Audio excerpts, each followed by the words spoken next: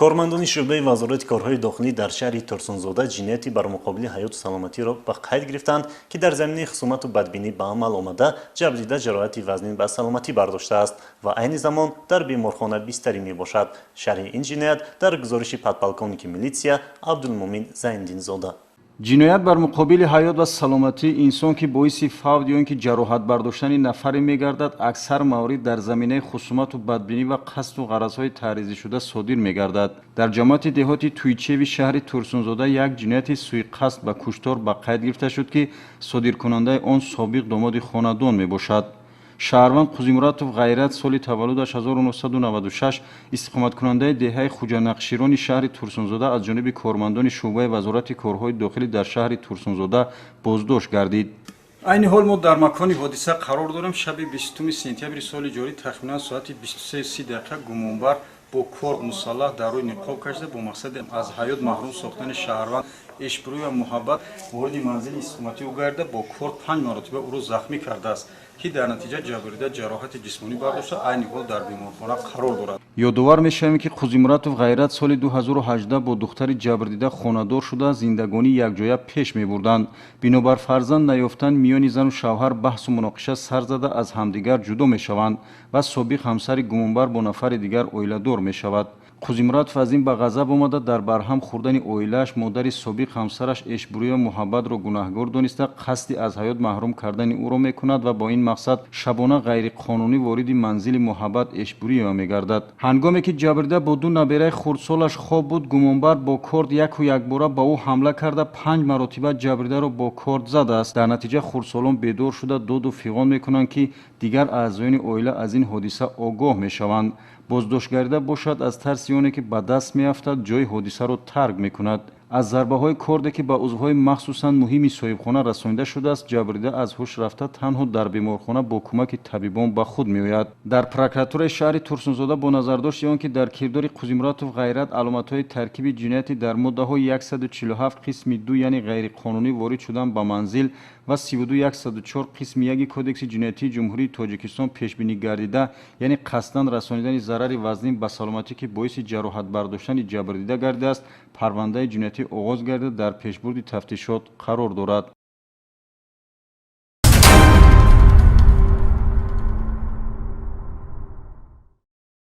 پیشگیری از معاملات غیرقانونی واسطه نشهدار و مصادره مخدرات نوی حشیش نزدیک به 50 کیلوگرم نتیجه عملیاتی با برای کارمندان شعبه وزارت کارهای داخلی ناحیه 5 ولایت ختلان است که در آخر ماه آگوست به دست آمد. در انتقال این باری مرگبار شهروند جمهوری اسلامی افغانستان گمانبر می باشد. پلکانیک میلیسیا افاق قادریان این جنایت را شرح می‌دهد.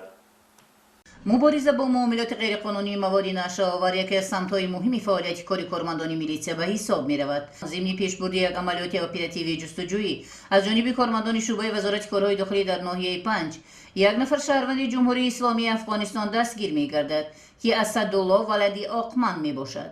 از مخفیگاهی که بازداشت شده در آنجا مقداری مخصوصا کلانی واسطه نشهدار را پنهان کرده و میخواست با معاملات برارد 3 عدد خلطه‌های پلی‌اتیلنی رنگشان سفید دریافت می‌گردد. موافق معلوماتنامه شعبه تشخیص کریمینالیستی ریاست وزارت کارهای داخلی در ولایت ختلان موادهای دریافت گردیده 46 کیلوگرم و 512 گرم واسطه نشهدار نوی حشیش را تشکیل می‌دهد. اینچنین از جانب کارمندان شعبه وزارت کارهای داخلی در ناحیه شهری توس و ناحیه ناصری خسرو چند نفر شهروندان که به خرید و فروش و انتقال مواد نشه‌آور مشغول بودند دستگیر کرده شدند. اینها ابرارов بختالله سال تولدش 2001، ابرارov محمد رجب سال تولدش 1986، خالبویف سمندر سال تولدش 1998 و دولتov محمد جان سال تولدش 1984 ساکنان ناحیه شهری توز می باشند که با دستور پیشسود شده ابرارov مهراب سال تولدش 1989 که این زمان در کافتکاب قرار دارد با معاملات غیرقانونی مواد نشه‌آور دست دارند. از این نفران به مقدار 440 گرم مواد نشه‌آور نوی حشیش مصادره کرده شده است. معین کرده شد که گمانبران پیوسته به خرید و فروش مواد نشه‌آور مشغول بوده با این راه منفعت به دست می‌آورند.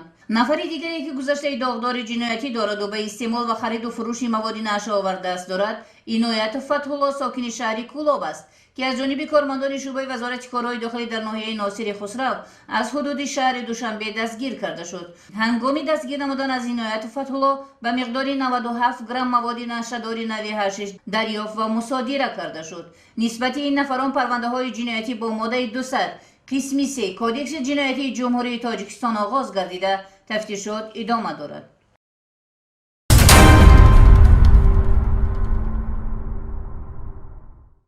боз аз мусодираи воситаи нашадор дар ҳаҷми махсусан калон хабар медиҳем. ҳаваси борои муфт ба даст овардани даромади пулӣ ду нафар истиқоматкунандагони деҳаи ёли ноҳияи шамсдин шоҳинро ба содир намудани ҷиноят ба муқобили ҳаёт ва саломатӣ яъне нашаҷаллобӣ таҳрик намудааст. оиди мусодираи воситаи нашадор ва боздошти нашаҷаллобон майёри милитсия маҳҷабин абдуллозода маълумот медиҳад. дар натиҷаи гузарондани як қатор чорабиниҳои оперативи ҷустуҷӯӣ аз ҷониби кормандони шуъбаи вазорати корҳои дохилӣ дар ноҳияи Шамсиддин Шоҳин шаҳрванд Умеди Бадарға соли таваллудаш 1992 сокини деҳаи ёли ноҳияи Шамсиддин Шоҳин бо гумони даст доштан дар муомилоти ғайриқонунии маводи нашъадор дастгир гардид. зимни кофткови шахсӣ аз дохили ҷуздони латагинӣ дар пушташ қарор дошта як адад селофани полиэтилении рангашка буд ки ҳангоми кушодани дохили он 9 бастаи росткунҷашакли бо скотчи рангаш зард печонида шуда ба воситаи нашъадори навъи ҳашиш монанд дарёфт карда гирифта шуд ки вазни холиси он 8 килограмму 800 граммро ташкил медиҳад. зимни пурсиш маълум гардид ки гумонбаршуда Умеди Бадарға маводҳои нашъадори мазкурро аз шаҳрванд Ахмедов Ҷаҳонгир Халилович санаи таваллудаш 1979 сокини ноҳияи Шамсиддин Шоҳин деҳаи ёл ба даст овардааст. санаи 20 сентябри соли 2023 дар натиҷаи идома додани корҳои оперативи ҷустуҷӯӣ аз ҷониби кормандони шуъбаи вазорати корҳои дохилӣ дар ноҳияи Шамсиддин Шоҳин шаҳрванд Ахмедов Ҷаҳонгир Халилович дастгир гардид ки ҳангоми аз назаргузаронии манзили истиқоматиаш аз дохили анҷомхонаи саҳни ҳавлияш аз миёни халтаҳои дохилашон захираҳои эзум дошта як халтаи полиэтиленӣ бо навиштаҷоти Моҳирсемин дарёфт гардид ки аз дохили он 9 адад бастаи дигари бо скотчи рангаш зард печонида шуда ба воситаи нашъадори нави ҳашиш монанд дарёфт ва мусодира карда шуд ки вазни холиси он 8 килограмму 800 граммро ташкил медиҳад. ҳангоми тафтиш муайян карда шуд ки гумонбаршуда Ахмедов Ҷаҳонгир воситаҳои нашъадори мазкурро аввалҳои моҳи сентябри соли 2023 аз шаҳрванди ҷумҳурии исломии Афғонистон шахсияташ ба тафтишот номаълум бо мақсади дар оянда ба фурӯш баровардан дар ҳаҷми махсусан калон 17 килограмму 600 граммро тариқи насиҳа ба даст овардааст. айни замон нисбати Ахмедов Ҷаҳонгир Халилович ва Умеди Бадарға бо моддаи 200 қисми 4 кодекси ҷиноятии ҷумҳурии Тоҷикистон парвандаи ҷиноятӣ оғоз гардида бурдагон дар ҳабси пешакӣ қарор доранд.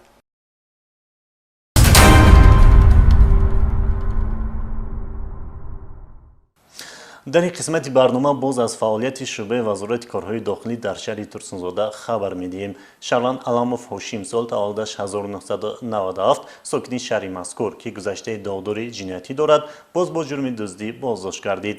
тафтишот дар 3 лаҳзаи ҷинояти дуздӣ ӯро муттаҳам медонад. ном бурда маротибаи якум як адад дучарха ва 2 маротибаи дигар чорвоҳои ҳамдиҳагони худро тасарруф кардаву аз ин ҳисоб фоида ба даст овардааст. айни ҳол вобаста ба чапдастиҳои боздоштгардида парвандаи ҷиноятӣ оғоз гардида дар пешбурди тафтишот қарор дорад. инчунин шаҳрванд Раҳмоналӣ Соқиев сол таваллудаш 1997 сокини шаҳри Номбурда барои ғайриқонунӣ ҳай карда бурдани воситаи нақлиёт гумонбар мебошад. нисбат ба кирдори ҷиноятии ӯ тибқи талаботи моддаи 252 кодекси ҷиноятии ҷумҳурии Тоҷикистон парвандаи ҷиноятӣ боз гардида ӯ дар ҳабси пешакӣ қарор дорад.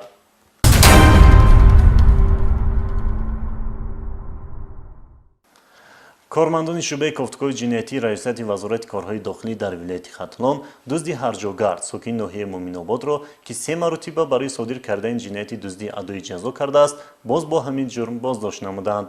боздошт гардида дар дуздии телефонҳои мобилӣ ва скутерҳои шаҳрвандон гумонбар мебошад. шарҳи ин ҷиноят дар гузориши навбатӣ. کارمندان شعبچه سیوم شعبه کوفتکوی جنایتی ریاست وزارت کارهای داخلی در ولایت ختلان 3 حالت دزدی و 1 حالت مردم فریبی ساکن ناحیه مومن آباد را در حدود شهر باختر آشکار نمودند. ضمن پیشبرد کارهای اپراتیوی جستجویی از جانب کارمندان میلیتسیا در اساس عریضه‌های ساکنان شهر باختر آیدی از جانب شخصان نامعلوم دزدیده شدن تلفن‌های موبیلی، یک عدد دوچرخه الکتروموبیلی تمغه اسکوترشان شهروند مهراج سلیمان سال تولدش 1991 که پیش با ماده‌های 244 و 247 کودکس جنایتی جمهوری تاجیکستان صادر شده است دستگیر کرده شد.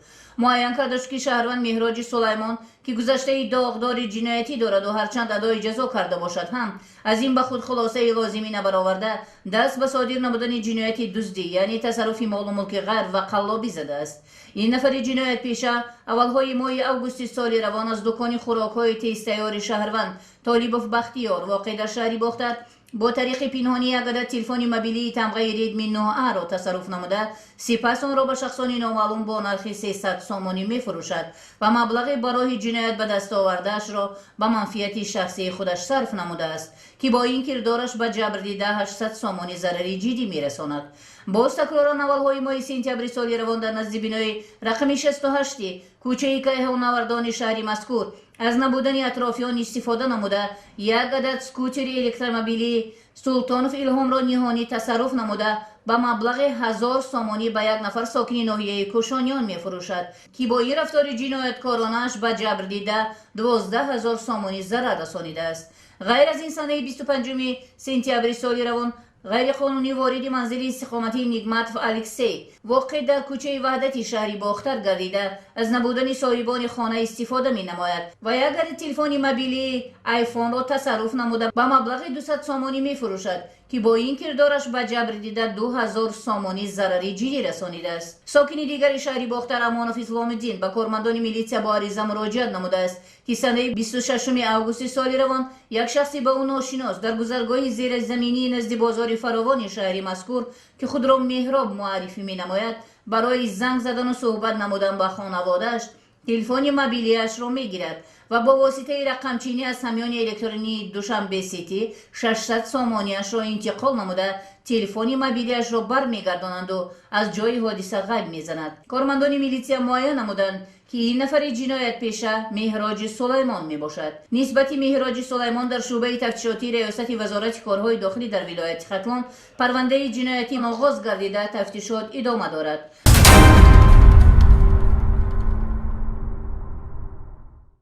حفظ محیط زیست در تمام دور و زمان مهمترین وظیفه انسانیت به حساب رفته هر یک فرد را میباید که در برابر مسئولین ساحه در محافظت طبیعت و فضای اکولوژی سهم ارزنده خود را گذارد زیرا سلامتی جامعه با فضای اکولوژی رابطه ناگسستنی دارد.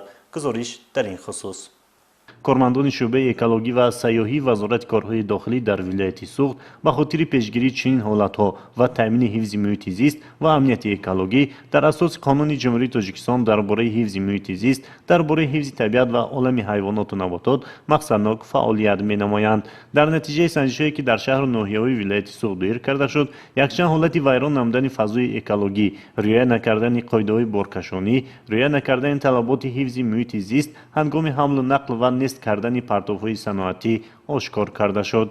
از جمله محمد خواجه اسرائیل ساکن ناحیه باوجان غفوروف برای رعایت نکردن انتقال محصولات گوشتی زود ویران شونده یعنی ماهی‌های گوناگون به مقدار 63 کیلوگرم بازداشت گردید. شهروندان ارمانوف اکتمجان سال تولدش 1966 ساکن ناحیه جبار رسولوف و منورف الهام جان سال تولدش 1975 ساکن شهر استرافشان برای ویران نمودن طلبات ماده 322 کدکس حقوق ویرانکنی مأموری جمهوری تاجیکستان یعنی رعایت نکردن قاعده‌های بارکشانی بازداشت گردیده نسبتشان پروتکل مأموری ترتیب داده شد. همچنین نسبت شهروندان حمیدوف حمیدجان ساکن شهر استرافشان و خالمتوف امیرجان برای ویران نمودن طلبات حفظ محیط زیست هنگام نیست کردن پرداخت‌های صنعتی و معیشی پروتکل‌های ویرانکنی مأموری ترتیب داده شده برای چاره‌جویی به بخش‌های حفظ محیط زیست ارسال کرده شد. قید کردن ضرور است که یکی از وظایف اساسی که در پیشروی کارمندان ریاست اکولوژی و سیاحی وزارت کارهای داخلی قرار دارد این بلند برداشتن فرهنگ و معرفت اکولوژی شهروندان می باشد. وقتی اخیر به مشاهده می رسد که در نزد طربخانه‌ها که با پخت و پز سیخ کباب مشغولند با انداختن پرتوهای معیشی هوای محیط زیست ویران کرده شده باعث ناراحتی شهروندان می گردد. اوید به حالت‌های جای داشته کارمندان شعبه اکولوژی و سیاحی وزارت کارهای داخلی در ولایت سوخت با масъулини тарабхонаҳо корҳои фаҳмондадии дуир намуда нисбати вайронкунандагони фазои экологӣ чораҳои дахлдор андешидаанд.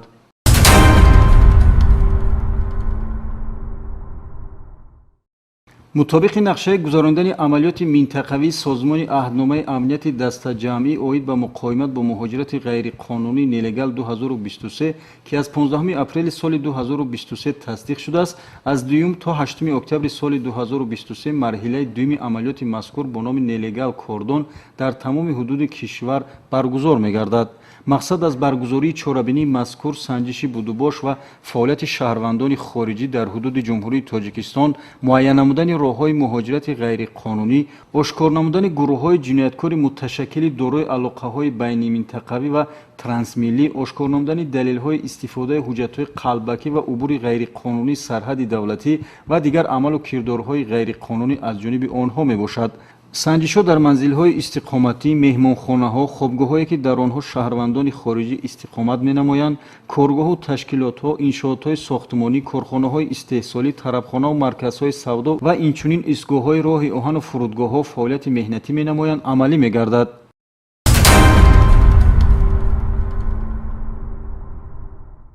марҳилаи дуюми амалиёти бо номи нелегал кордон 2023 аз 2 то 8 октябри соли равон бо ҷалби қувва ва ҳайати шахсии сохторҳои масъули раёсати вазорати корҳои дохилӣ, кумитаи давлатии амнияти миллии ҷумҳурии тоҷикистон дар вилояти хатлон ва хадамоти муҳоҷират ва шуғли аҳолӣ дар вилояти хатлон оғоз гардид.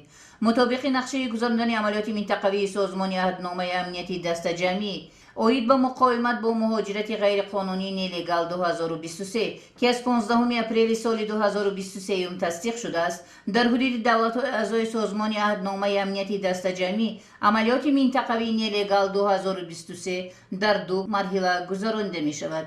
ёдовар мешавем ки марҳилаи якуми амалиёт бо номи нелегал трафик аз 19 то 25 июни соли равон дар ҳудуди ҷумҳурии тоҷикистон гузаронида шуда буд.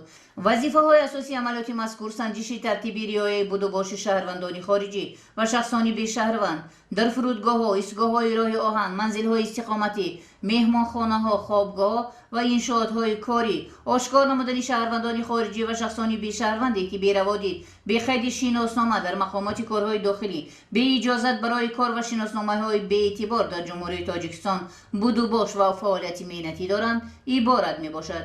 аз ҷониби гурӯҳ дар ҷамъиятҳои дорои масъулияташ маҳдуди форсиён, бохтар шифер, бозори ҳоҷи шариф ва корхонаҳое ки дар онҳо шаҳрвандони хориҷӣ кору фаъолият менамоянд санҷишҳои назоратӣ гузаронида шуда истодааст. амалиёти нелегал кордон 2023 айни замон дар шаҳру ноҳияҳои вилояти хатлон идома дорад.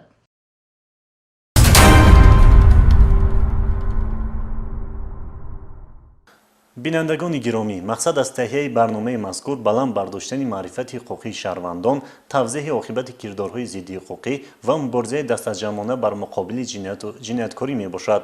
бо умеди риояи меъёрҳои қонун, итоат ба талаботҳои он ва осоиштагии хонаводаи шумо барномаи имрӯзаро хотима мебахшем. хайр.